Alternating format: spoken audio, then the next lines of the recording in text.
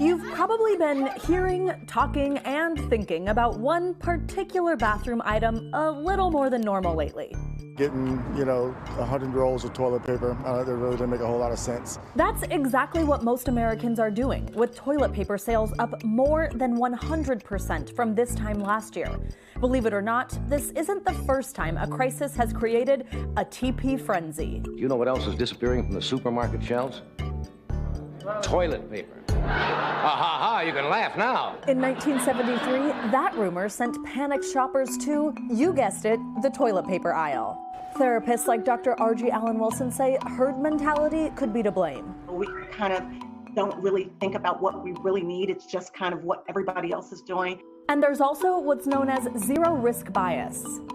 In this situation, it's like I'm not going to have buyer's remorse. There's zero risk to buying all this TP. Or even hoarding. We are actually fortunate. We have quite a bit of toilet paper in stock, which makes me want to buy it since it's available, but I do have some at home, so I'm not going to get it, not going to hoard it. But there is one other thing to consider. We actually do need more toilet paper. With nearly 95% of Americans under stay-at-home orders, imagine all the bathroom breaks normally taken at offices, restaurants, or stores, now all happening under our own roofs. We have moved faster than I've ever seen us move before. Kimberly Clark's Arist Masteritas oversees brands like Cottonelle and Scott, both rushing to meet demand by speeding up production and distribution. Are people in your life just being like, how do I get toilet paper? They are. Well, now let me be one of those people. How can I get toilet paper right now if I need some? Be patient, and that product will be there soon.